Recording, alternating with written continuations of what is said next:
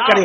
آج تو یہ بھی ہوتا ہے کہ کسی لڑکی سے پیار کی بات کی, محبت کی بات کی, افیئر کی بات کی, رشتے کی بات کی, اور پھر کا تیرے ساتھ شادی کریں گے, اور پھر شادی کے نام پہ اس کا شباب لوٹ لیا, اس کے ساتھ زنا کر لیا, اس کے ساتھ ساری رنگریلیاں منا لی, سارا کھیل کود کر لیا, اور اس کے بعد کہا اب تیرے ساتھ شادی نہیں کریں گے کیونکہ تو اس قابل نہیں ہے, تیرے اندر یہ عیب ہے, یہ عیب ہے, یہ عیب ہے. یاد رکھنا, کسی پہ ظلم کرنے والوں اچھی طرح یاد رکھنا, پہلی بات تو افیئر کرنا جائز نہ تھا, پہلی بات تو ناجائز تعلقات کرنا جائز نہ تھے, پہلی بات تو کسی لڑکی سے دوستی کرنا جائز نہ تھی, اور اگر کی تھی اور وعدہ کیا تھا اللہ اکبر تو زنا اور اس کے ساتھ تنہائیاں جائز نہ تھی. اللہ اکبر. اب اس کا شباب لوٹ کر اس میں عیب نکال کر اس کو چھوڑ کر ایسے بھاگتے ہو جیسے پھولوں کا رس چوس کر کے بھورا بھاگ جاتا ہے, دوبارہ ادھر کا رخ نہیں کرتا. تتلیاں پھولوں کا رس چوس کر دوبارہ ادھر کا رخ نہیں کرتی. کسی کے شباب سے کھلواڑ کر کے, کسی کے حسن سے کھلواڑ کر کے, کسی کی آبرو سے کھلواڑ کر کے پھر اس کو چھوڑ کر نئے شکار کی تلاش میں جانے والوں, جان بوجھ کر کے کسی کی آبرو کے ساتھ سودا کرنے والوں, سنو اللہ کے حبیب علیہ السلام ارشاد فرماتے ہیں, فقی ابو اللہ سمرقندی اپنی کتاب میں لکھتے ہیں کہ اگر کسی نے کسی چڑیا سے بھی کھیل کر اس کی زندگی کو ختم کیا ہوگا, کسی نے کسی چڑیا کی زندگی سے کھیلا ہوگا, نہ کھانے کی حاجت تھی, نہ شرعی کوئی معاملہ تھا, صرف اپنے نفس کے لیے چڑیا سے کھیلا اور اس کو مار ڈالا, کھیلتے کھیلتے اس کی زندگی کو ختم کر دیا. آقا فرماتے ہیں وہ مری ہوئی چڑیا جس کی زندگی سے تم نے کھلواڑ کیا تھا, جب قیامت کا دن ہوگا تو اللہ کی عدالت میں فریاد کرے گی, مولا آج عدل کا دن ہے, آج انصاف کا دن ہے, مولا مجھے عدل چاہیے, اس شخص نے میری زندگی سے کھلواڑ کیا تھا. آقا فرماتے ہیں اس ننھی سی چڑیا کی شکایت بجلی کی گھن گرج کی طرح ہوگی, جیسے بجلی کڑکتی ہے ویسے ننھی سی چڑیا کی آواز میں گھن گرج ہوگی, اور جس کی شکایت چڑیا کر رہی ہوگی اس کا حال یہ ہوگا وہ پہاڑوں جیسی نیکیاں لے کر آئے گا. اللہ ارشاد فرمائے گا آج عدل کا دن ہے, آج انصاف کا دن ہے, اور پھر میرا اللہ فرمائے گا جس نے چڑیا کی زندگی سے کھلواڑ کیا آج اس کی نیکیاں نہیں دیکھی جائے گی, اس کو منہ کے بل گھسیٹتے ہوئے جہنم میں ڈال دیا جائے. آپ سے پوچھنا چاہتا ہوں, نفس کے پجاریوں سے پوچھنا چاہتا ہوں, نفسانی خواہشات میں ڈوبے ہوئے انسانوں سے پوچھنا چاہتا ہوں, اگر کسی چھٹاک بھر کی چڑیا کی زندگی سے کھیلا ہوگا تو پہاڑوں جیسی نیکیاں رد ہو جائے گی اور انسان جہنم کا ایندھن بنے گا. جس نے لڑکیوں کی زندگی سے کھیلا ہوگا, آبرو سے کھیلا ہوگا, اس کا انجام کیا ہوگا؟ اللہ کے بندو, یہ دنیا ہی سب کچھ نہیں ہے, یہ دنیا کی رنگریزیاں ہی سب کچھ نہیں ہے, یہ دنیا کے مزے اور مستی سب کچھ نہیں ہے, یہ دنیا کا عیش و آرام سب کچھ نہیں ہے. اس دن کے بارے میں ڈرو جس دن کے بارے میں قرآن کہتا ہے یوم یقوم الروح والملائکہ صفا لا یتکلمون الا من اذن. اس دن جبریل امین اور سارے فرشتے اللہ کی ہیبت سے کانپتے ہوں گے, کسی میں کلام کرنے کی جرات نہیں ہوگی. اس دن اپنا کیا ہوگا, جس دن انبیاء کی زبان پہ نفسی نفسی ہوگا, اس دن اپنا کیا حال ہوگا. اس لیے لوگ لڑکیوں کی زندگی سے تو کھیلتے, خود کی بیوی کا اگر سالن میں نمک زیادہ ہو جائے تو طلاق دے دے, مارے پیٹے. یاد رکھنا, اچھی طرح یاد رکھنا, یہ دنیا ہے, یہاں عیش کرنے, آرام کرنے, ظلم کرنے نہیں بھیجا. قرآن کہتا ہے الذی خلق الموت والحیات لیبلوکم ایکم احسن عملا, کہ اللہ نے زندگی اور موت کو اس لیے پیدا کیا کہ اللہ تمہیں آزمائے کون تھوڑی سی زندگی کو پا کر اچھا عمل کرتا ہے. اس کے بعد اب یہ آخری بات تک کروں گا, اس کے بعد بات پوری کر لیں گے, اس لیے کہ وہ 12 لوگوں کا ذکر کرنے جائیں گے تو شاید رات کے 3 بجیں گے, اور میری عادت ہے اس سے پہلے کہ لوگ ذکر الہی سے اکتا جائیں ہمیں اپنی بات مکمل کرنی چاہیے. اور لوگ کہیں چپ ہو جاؤ, اس سے پہلے ہمیں خود ہی چپ ہو جانا چاہیے. یہ آداب محفل بھی ہے اور یہ شرافت کی نشانی بھی ہے.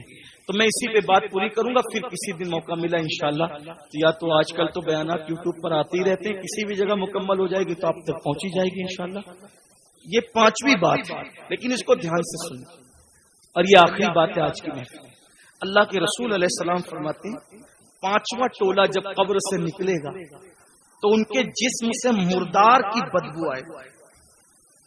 مردار کی بدبو، اور وہ مردار کی بدبو لے کر کے اپنے قبر سے اٹھیں گے. صحابہ نے پوچھا حضور وہ کون ہوں گے؟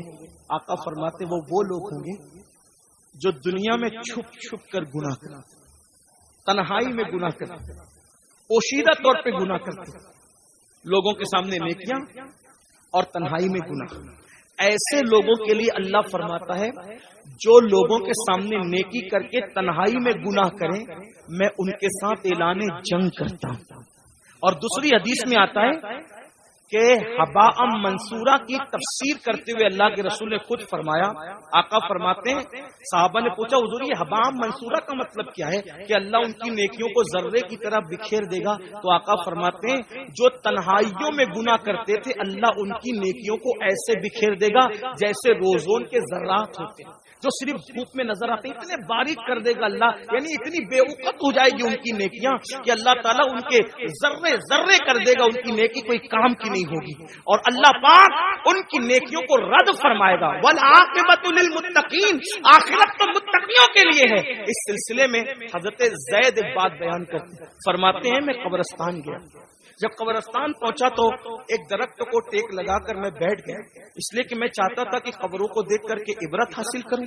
ایسے میں ٹیک لگا کے بیٹھ گیا تو میں نے کیا دیکھا، میری آنکھ لگی تو دل کی آنکھیں بیدار ہوئی. میں نے خواب دیکھا کہ لوگ اپنی اپنی قبروں سے اٹھ رہے ہیں، کسی کے اجلے لباس ہے، کسی کے میلے لباس ہے، کوئی کیسا ہے کوئی کیسا ہے. لیکن ایک شخص کو میں نے دیکھا جب وہ اس کی قبر سے اٹھا، اس کی قبر سے تو ایک آسمان سے آگ کی چین زنجیر آئی اور اس کے حلق میں ڈالی گئی، اور وہ اس کے حلق سے گزرتے ہوئے پیٹ، اور پیٹ کے بعد پھر نیچے کے مقام سے وہ زنجیر نکل گئی، اور وہ چیخ رہا تھا، چلا رہا تھا، اور چیختے چلاتے کہتا تھا مجھ پر یہ کیا عذاب ہو رہا ہے؟ کیا میں نماز نہیں پڑھتا تھا؟ کیا میں روزہ نہیں رکھتا تھا؟ کیا میں رمضان شریف کے روزے نہیں رکھتا تھا؟ کیا میں نے حج نہیں کیا تھا؟ کیا میں نے عمرے نہیں کیے تھے؟ کیا میں نے صدقہ نہیں دیا تھا؟ کیا میں نے زکات نہیں دی تھی؟ کیا میں فلاں نیک کام نہیں کرتا تھا؟ غرض کہ وہ اپنی ساری نیکیوں کو گنائے گا. اس کا مطلب وہ گنہگار نہیں تھا، وہ نیکوکار تھا، اس لیے وہ وہاں بھی نیکیوں کو گنائے گا. حضرت زید کہتے ہیں جب وہ اپنی نیکیوں کو گنا رہا تھا تو غیب سے آواز آئی بندے تو ساری نیکیاں کرتا تھا، لیکن جب تو اکیلے میں اور تنہائی میں ہوتا تھا تب تو گناہ کرتا تھا، اللہ سے نہیں ڈرتا تھا. تو جس نے تنہائی کے اندر گناہ کیا اللہ نے اس کی نیکیوں کو ضائع کر دیا. آپ سے پوچھتا ہوں اللہ کے بندوں، نرم نرم گدوں پہ لیٹ کر رات کی تنہائیوں میں چار دیواری میں کیا دیکھتے ہو؟ کون کیا دیکھتا ہے مجھے نہیں پتا، لیکن اپنے آپ میں ڈوب کر کے سوچو. وہ گندی فلمیں، وہ گندے مناظر، وہ گندی تصویریں رند کی رند رہے، ہاتھ سے جنت نہ گئی. جو تنہائیوں میں گناہ کرتے ہیں اور لوگوں کے سامنے نیکیاں کرتے ہیں قبروں سے اٹھیں گے تو ان کے بدن سے مردار کی بدبو ہوگی. اللہ ان کے ساتھ اعلان جنگ کرتا ہے، ان کی نیکیوں کو ریت کے ذروں کی طرح بکھیر دیا جائے گا. اپنے آپ پہ رحم کرو میرے بھائیوں، قیامت کے دن کون ہے اپنا سوائے مصطفیٰ جان رحمت کے. سب نے صفِ محشر میں للکار دیا ہم کو، اے بے کسوں کے آقا اب تیری دہائی ہے، ایک ہی سہارا ہے. اگر گناہ کر کر کے ان کا دل دکھا دیا، ان کو ناراض کر دیا تو بتاؤ اپنا کیا بنے گا.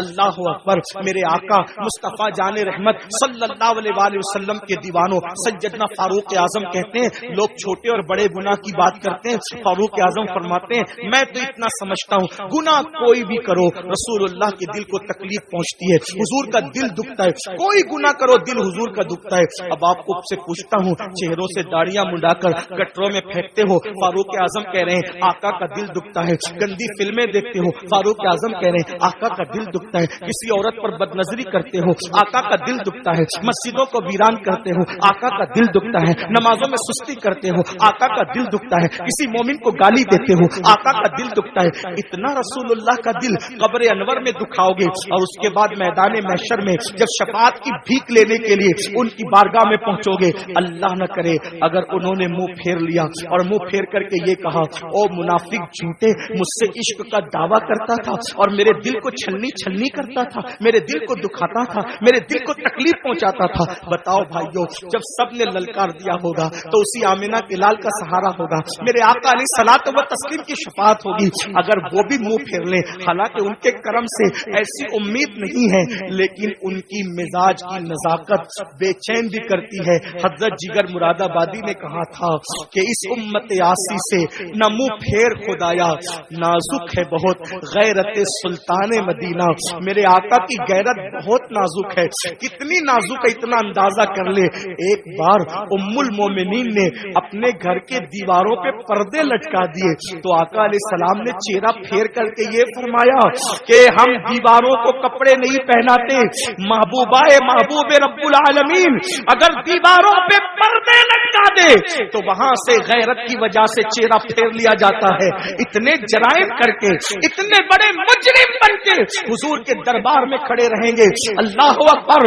अगर उनकी गैरत की नजाकत ने मुंह फेर लिया, कहां जाओगे, किसके पास जाओगे, किसके दरवाजे पे दस्तक दोगे? इसलिए आज उनको मनाओ, आज उनको राजी करो, आज उनकी बारगाह में माफी मांगो, उनके वसीले से अल्लाह की बारगाह में तौबा करो, ताकि दुनिया भी संवर जाए, आखिरत भी संवर जाए। अल्लाह पाक की बारगाह में दुआ है कि मेरा अल्लाह सबसे पहले मुझे और आप सबको अमल की तौफीक अता फरमाए।